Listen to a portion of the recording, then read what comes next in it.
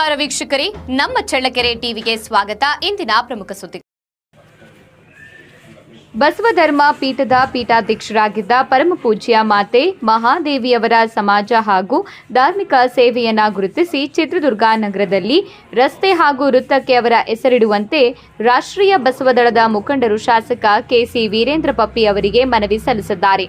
ನಗರದ Mahendra hero showroom ಸಮೀಪದ ವೃತ್ತಕ್ಕೆ ಡಾಕ್ಟರ್ ಮಾತೆ ಮಹಾದೇವಿ ವೃತ್ತ ಎಂದು ಹಾಗೂ ಜಿಲ್ಲಾಸ್ಪತ್ರೆ ಮುಂಭಾಗದಿಂದ ಆರ್ಟಿಒ ಕಚೇರಿವರೆಗೆ ಇರುವ ತುರುವನೂರು ರಸ್ತೆಗೆ ಜಗದ್ಗುರು ಮಾತೆ ಮಹಾದೇವಿ ರಸ್ತೆ ಎಂದು ನಾಮಕರಣ ಮಾಡಬೇಕು ಎಂದು ಮನವಿಯಲ್ಲಿ ಕೋರಿದ್ದಾರೆ.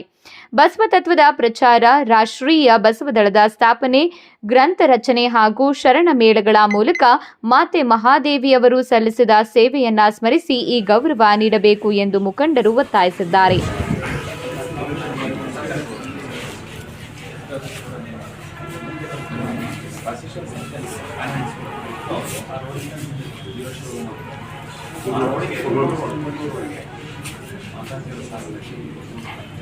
ತುಂಬ ಸಾಧ್ಯ ಸರ್.